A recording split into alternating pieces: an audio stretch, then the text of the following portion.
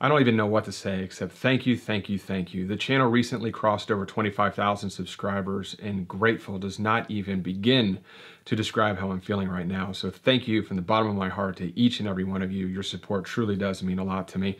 I remember at the beginning of the year, I made a video all about my goals for 2019. And one of those goals was to grow this channel to 25,000 subscribers by the end of the year. And I remember when I wrote down that goal thinking that was a little stretchy. I wasn't real confident if that was actually going to come to fruition or not. So to be in early April right now and to have hit that goal has absolutely blown me away. And obviously I could not have done that without you. So thank you. I really do appreciate it. And to show my gratitude, I wanted to do a giveaway,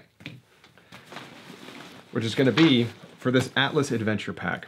And if you're not familiar with this bag, it's an absolutely fantastic pack. I made a video review on it quite a few months ago, which I'll link above here if you want to take a look at that. But I'm going to be doing a giveaway on this. It'll last 2 weeks, and then not next week's video, but the video after that, I'll announce the winners. And I'll put all the details of exactly how to enter the giveaway at the end of this video, but I just wanted to make sure that I acknowledge the milestone, so thank you very much. So to get into this week's video, it's all about hidden gems. So about a month ago, I stumbled across a photo on Instagram of a waterfall that absolutely took my breath away. It was a very unique looking waterfall. It wasn't huge, it wasn't a 300-foot waterfall, but it had a real kind of otherworldly quality to it. And the photographer who captured the image was a North Carolina photographer that I follow. I don't know who he is, or I mean, I know who he is. I don't know him personally. But I've never seen this waterfall before, and I'm pretty familiar with all the major waterfalls in North Carolina, at least the most popular ones, but I've never seen this one before.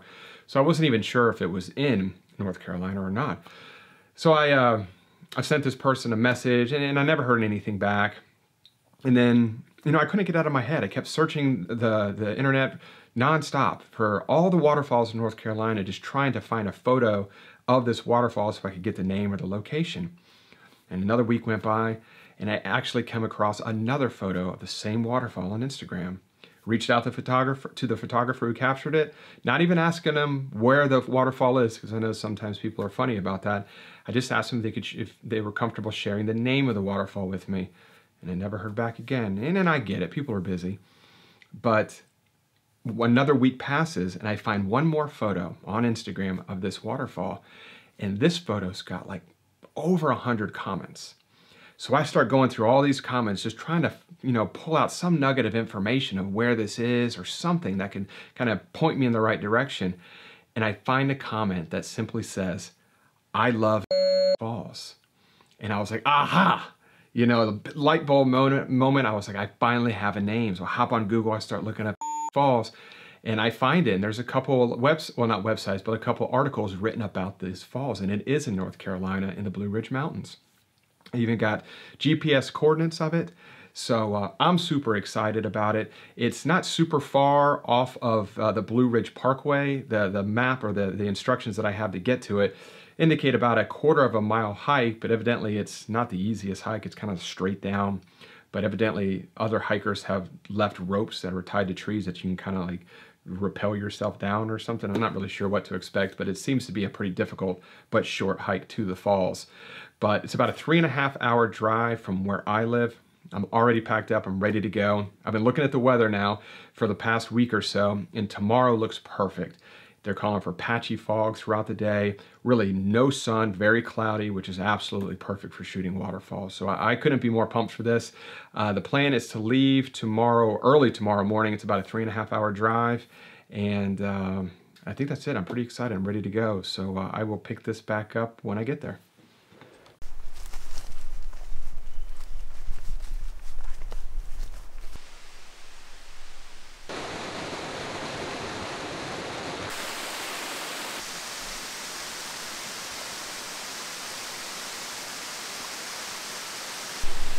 So I made it to the base of the falls. The walk wasn't, or the hike wasn't too bad. It was pretty short, but it was just kind of like straight down.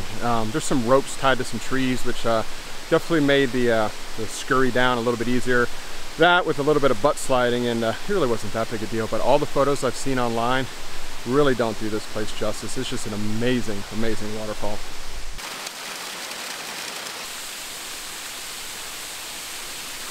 After a couple slips and stumbles and crossing over the stream and down the stream and upstream, I think I finally settled on the right composition. This is kind of, I've struggled a little bit trying to figure out the best way to photograph this. I went all the way downstream because I really wanted to use the leading line of the stream leading up to the falls. I'm using a wide angle 16 to 35, and the peak of the waterfall just got kind of lost in all the different things going on, the trees, the different channels of water, and obviously that's the main focus of the image. So I decided to come all the way upstream, and I really like that composition. I'm not sure if you can see it in the background. I have my blue rain cover to my bag on top of my camera right now. But it introduces a different challenge because I'm so up close to the waterfall, and it's a very grand waterfall, especially when you're that close. So I think I'm gonna have to shoot either maybe a 2 or 3 shot pano just to try and get everything in and then stitch it all back together when I get home. But the best part is one, there's no sun, which is perfect for shooting waterfalls. And 2, every once in a while, a nice thin layer of fog creeps right over the top of the waterfall, and it just adds that little bit of atmosphere that really makes this shot, really pulls it off and makes it pretty magical. So I'm really excited about it right now. I'm going to take you up there and just show you a little bit closer look of the composition that I have.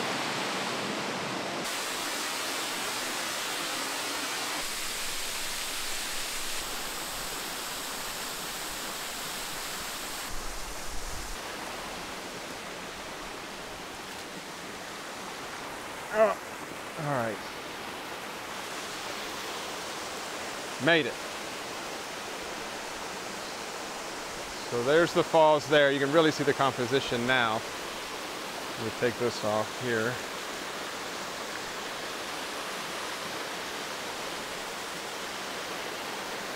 Flip this on. All right, so here's one of my more recent exposures. I really like the way it's all coming together. I really like how this stream and this stream all meet right here in the center.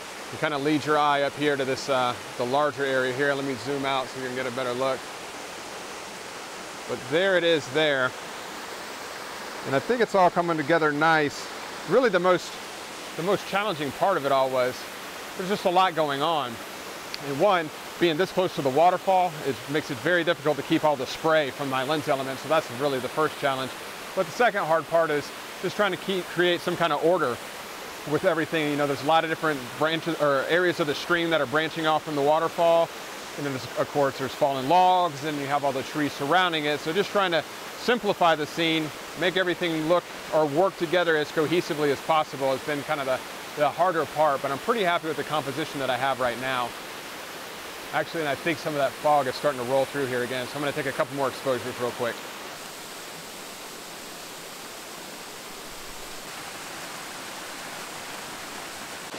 So there's not a whole lot of sun out right now. Actually, there's no sunlight at all, but I'm gonna still try and put my polarizer on to see if I could maybe reduce some of the shine in the rock or reflection from the rocks.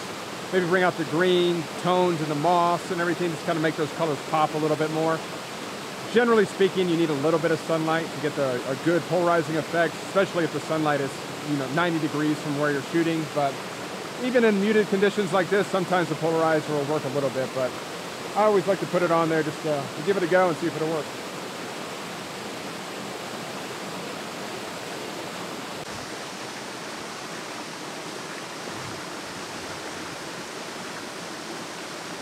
So the polarizer is, hold on a second. The polarizer is taking some of the reflection off of the rock. It's hard to tell in camera what it's doing to the actual colors itself, but it's definitely removing some of the glare from the rock itself, from the waterfall. So that's good. We're trying to dial in the appropriate amount of polarization and just do everything I can to try and keep this thing water free, which is really the ultimate challenge right now. I don't think I've ever photographed a waterfall quite this close. I think it's the best way to shoot this waterfall though, getting up close. I think there's a lot of work to keep the water off the lens element, but ultimately I think it's going to pay off in the long run. Let's take a couple of exposures here. 2 second timer. I'm on F11, 1/15 of a second. That's looking good. I'm really just bouncing back and forth between shutter speeds, between 1/15 of a second, 1/20th, 1/25th. ultimately trying to get the perfect amount of flow in the water, because I don't want the water to lose all its detail or structure. I want there to be detail and body in the actual water just to kind of help tell that story. And especially when we take it back into post, we'll be able to add some contrast to the water to really show the detail. So I'm just trying to figure out exactly what the best shutter speed to do that is.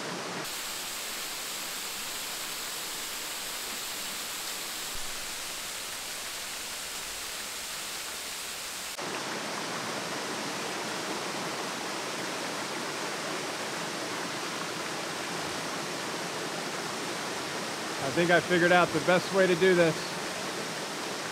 Wipe the polarizer, cover it, 2-second timer, 1. Let's see. Yep. I never actually had to do it like that, but I think that approach worked, and I think I'm getting close to the image that I'm looking for. The polarizer is working, so that's good. And I love the composition right here. I think a few more exposures and I think we're gonna be done, because it's starting to get pretty cold.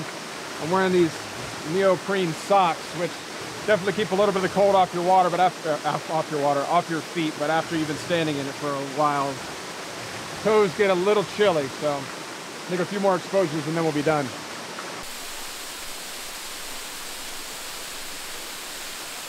So this is probably my final composition right here. I hope you can see it. But I put this triangular shape boulder in the foreground with all of the green moss and everything, with the stream on the left, the stream on the right. I put that dead center in the foreground. And then I put the peak of the, I guess, the rock formation that creates the waterfall in the upper third-ish area of the scene. But I really like how all the waterfalls come together and then split off right here on the side. I really like the way it all came together. I can't wait to get this home in post and see exactly what I can do with the file, but I can't wait to try and pull out a lot of the green goodness that I see all throughout there with all the moss and everything. So I opted not to do a panorama. I felt that I could get everything in the shot at about 20 millimeters, which is good, because I'm using the polarizer, and with this lens, when I'm zoomed all the way out at 16 millimeters, I get the vignette from the polarizer. But usually if I can punch in around 20-ish millimeters, that'll remove the vignette. So using 20 millimeters, I'm able to capture the entire image, which is good, because a panorama in this situation for me would be pretty hard. I don't have a leveling base on my tripod, which I need to get. But so in order to do that, I'd have to level the all 3 legs of the tripod. And in this situation, that would be pretty difficult to do. So I'm glad I didn't have to go that route. But I'm pretty much done here. I think I'm just gonna take a couple more safety exposures just in case there's something slip focus somewhere, just to make sure I have those in the bag. So I'm gonna go ahead and take those now. So I wanted to come up here where it's a little bit quieter. I know it's pretty loud down there. I'm hoping the audio is a little bit better up here, but I'm super happy with the images I got. I can't wait to get home to see what I came away with. Overall, absolutely gorgeous waterfall. I've never been here before, but very difficult to photograph. I really struggle finding the composition. It's kind of a chaotic scene, and just being that up close to such a big waterfall, and the overall spray that was just getting all over my lens. And then when I put the polarizer on, which is substantially bigger than the front of my lens element, it was just catching even more water. So just constantly wiping and wiping and wiping. But overall, I'm pretty happy with the images I got. I hope everything came out well. I hope I was able to get all the water drops off of everything, and hopefully the video comes out well also. So I will be home in a couple hours and load these onto the camera, onto the computer, and see what we got. So I have a bad habit of building things up in my mind, and you know, as I was preparing for this trip, the weeks leading up to this trip, I built up this entire event in my mind, and I'm really happy to say that Falls not only completely met my expectations, but it really surpassed my expectation. It blew me away. I've never really photographed a waterfall quite that unique. It really had this kind of like movie-esque quality to it. I absolutely loved it, and I can't wait to return under, you know, different types of weather conditions and different seasons as well. So I will definitely be back there. Not the easiest waterfall to photograph. I found myself always shooting on the banks of the river. So I was shooting on the left side or on the right side or downstream and upstream, and I was constantly shooting at an angle to the falls. And I was always getting branches and trees into my frame. And I found the only way to actually eliminate that was to move all the way upstream, right up against the waterfall, and get in the river. And that was the only way to get a completely unobstructed view of the falls. And once I did that, I loved the images I came away with. I'll show you right now. I captured, how many? About 112 different images here.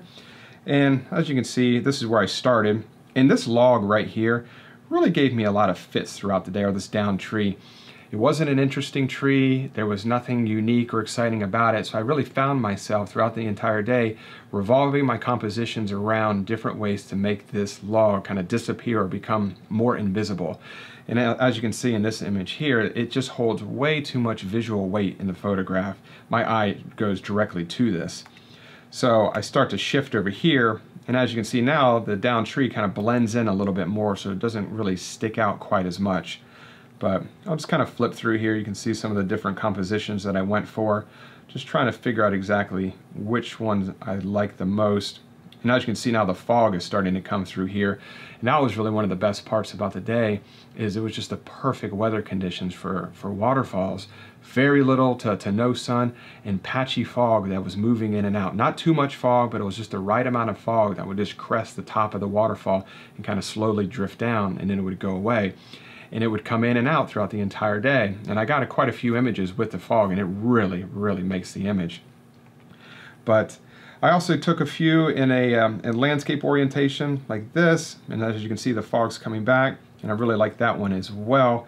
But all in all, I think I came away with 2 images that I'm really happy with, and I put an initial edit on both of these images, which I always do. I get too excited when I come back from these trips, and I always pick out whichever images I like the best, and I put a quick edit on there. But then I usually like to let the images sit for a couple days, and then revisit them, and then make any kind of subtle tweaks or any additional edits at that point before I can consider them, you know, completed images. And I'll show you the 2 that I'm talking about here at the end, which leads me to my next point, which is the giveaway, the Atlas Adventure Pack. And so I'll announce the winners of the giveaway in 2 weeks. And to enter the giveaway, just make sure you're subscribed to the channel, definitely like this video, and leave me a comment below and let me know which of the 2 images I'm about to show you like the best and why you like those images. I'm really torn on which one I like the best. I like them both, but I ultimately just want to pick one to post and perhaps put on my website as well. So I'm going to go ahead and show you those images right now. So here's the first image. We'll call this one Image A. And then here is the second image, Image B. So Image A and Image B. So those are the 2. Those are my 2 favorite from the trip. They're not completely edited just yet, but I would say that they're pretty close to being finalized. But I'm really happy with the way they both turned out. So as always, thank you so much for watching this week's video. If you have any questions, also leave those in the comment section below, and I guarantee I will get back in touch with you, and I will see you all next week. Bye.